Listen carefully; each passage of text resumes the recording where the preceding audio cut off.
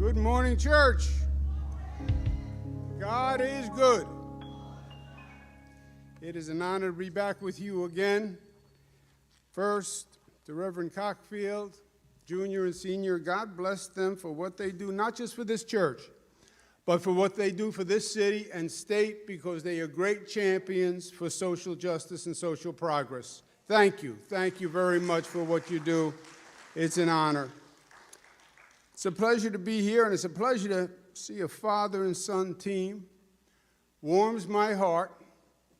I'm here with my daughter, Cara. We were talking on the way here. I was working with my father before I was her age. I was 20 years old. He was running for mayor. I was the driver in the car. And, you know, campaign for mayor is horrendous, right? You do 10 stops a day. And he would come out of a stop, and I'd be sitting there in the car, and I'd be the driver. He'd sit in the passenger seat and put his head back, and he'd go right to sleep. He called them cat naps. We didn't even have a cat. And about 20 minutes later, he would open his eyes, and he would say, "Where are we going?" "We're going to Flatbush." "What road are we on?" "We're on the Interborough." Now it's the Jackie Robinson Parkway. Everybody knows you don't take the Interborough to Flatbush. He had a theory on everything. Take Atlantic Avenue. Why? Because there's an elevated line on Atlantic Avenue, and people don't like to drive under the elevated line, so it's always more open. Never take the Belt Parkway. Why? Because people are distracted by the water. He argued about every direction I took. We lost that campaign. Bad driver. We won the next campaign. Better driver. But politics today is different, my friend. It is nasty. It is dirty. It is toxic. And worst of all, it's dysfunctional. It is not producing. It's not working for you. Why? Because you have people today, society today is angry. And it's polarized. Then you have a far right and you have a far left. And they're loud and they're extreme. Far right, you have Republicans who are afraid to go near issues like guns, where the majority of Republicans believe something has to be done. But they have that extreme right. Democrats have the same thing on the extreme left. Passion and activism on the far left, and they are afraid to go near it. And it has paralyzed the politicians. And they're afraid to make the wrong decision, so the government isn't working. Yeah, but at the same time, we have real problems, and they're getting worse. And I believe firmly in life, you will never solve a problem you refuse to acknowledge. And that is where we are today. And it's time for action, and the time for action is now. Two major problems. First, the issue of crime. The issue of crime. Hard truth, people out there on the street today are afraid of crime. That is the truth. And you have too many politicians, and I'm a Democrat, too many Democratic politicians who are hear no evil, see no evil, speak no evil. What crime? I don't see any crime. It's a Republican conspiracy.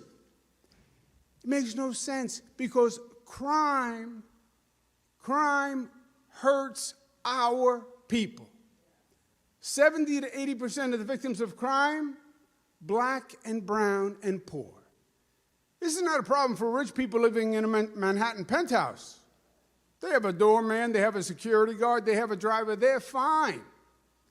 The problem is if you're living in Brooklyn and you're living in Queens and there's a noise at night and somebody's coming through the door and you dial 911, you need somebody to come. You know who said we have to be tough on crime? President Obama, President Clinton, Hillary Clinton, Mario Cuomo. David Dinkins takes over as mayor of New York. We had a crime problem. You know what he did? Increased police by 52%. That's what he did. defund the police are the three dumbest political words ever uttered. Now, we need a different kind of police. We need a different system. We need more education for our young people, more jobs for our young people, more alternatives to incarceration. But doing nothing is not going to make it better. It's only going to make it worse. Second issue is the issue of migrants. This has been mistake after mistake after mistake. First of all, it is a federal government responsibility. Legally, practically, morally, immigration, migrants are a federal responsibility. And the federal government has failed to manage the problem. And it is as basic as where the migrants have been sent. Listen to this. New York City's received about 130,000 migrants, okay? If you believe the numbers, and I don't think they even know, but 130,000. That is 2 times more than Los Angeles has received, 3 times more than Chicago has received, 6 times more than the state of Massachusetts has received, 130 times more than the city of Philadelphia has received. What sense does that make? There is no rhyme or reason to it. You have these governors in these southern states who are sending migrants up on buses, and wherever they send them is where they wind up. Now, finally, the federal government has said some migrants can work, Venezuelan migrants. Great, but then send them to areas where they can find jobs and be helped, and they can help those communities. But the plain truth is, New York City is overloaded. We cannot take more than we have taken. And the plain truth is, New York City cannot pay the bill for this migrant problem. $200 per night per hotel room. Then you have to pay to educate the children. Then you have to pay for health care. Then you have to pay for more security. It is billions and billions of dollars to New York City.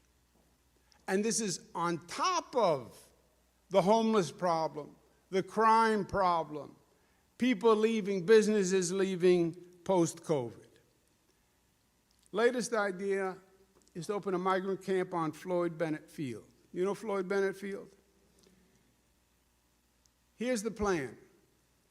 The New York will lease from the federal government 30 acres on Floyd Bennett Field. Floyd Bennett Field was an old municipal airport at one time. We will pay the federal government to lease 30 acres, and the city will build a tent city for 2,000 migrant men. What sense does that make? It's a transportation desert, Floyd Bennett Field. There are no services. There is no access. That's how you're going to help migrants? That's the progressive way to help migrants assimilate into New York? Is that how we helped waves of immigrants who came to this country, my people, your people? Is that how we helped them assimilate? By putting them out on an old airport where they can't get anywhere? It makes no sense. It's madness. Mayor Adams is right. This is unsustainable and it is unjustifiable. And it's not a New York City problem. It is a federal and a state problem first. The federal government has to do its job, manage the population, do it intelligently, and do it fairly. And the federal government has to pay the bill, because the last people who should pay it are the taxpayers of the city of New York.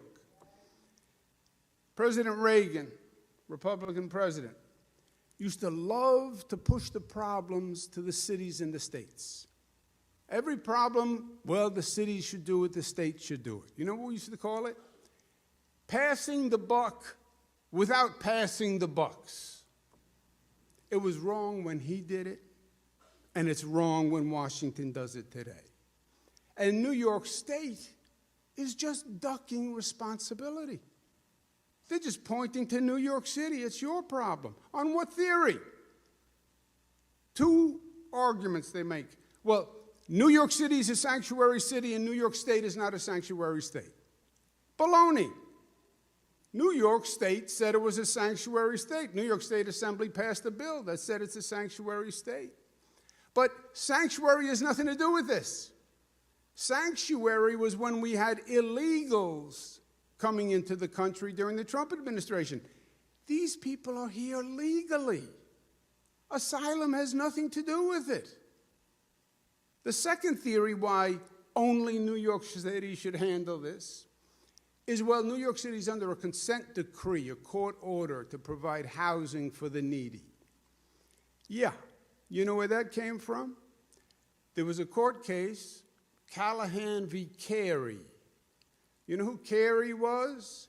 Governor Hugh L. Carey. It was a lawsuit against the state because the state constitution says, Article 17, the state and its subdivisions must provide for the needy. That's not New York City. That's every subdivision. That's the state's responsibility. And the governor and the state legislature have to step up and handle the problem. Now, what's happening? The politicians don't want to go near this. Why? Because it's a hot potato. The migrant issue is a hot potato. And you know, when you're in politics, you're there to make friends, not enemies, right?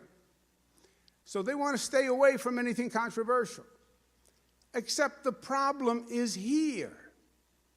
And they're afraid of the far left on one side, which is pro-migrant, and they're afraid of NIMBY on the other side, which is communities saying that we don't want migrants living in our community.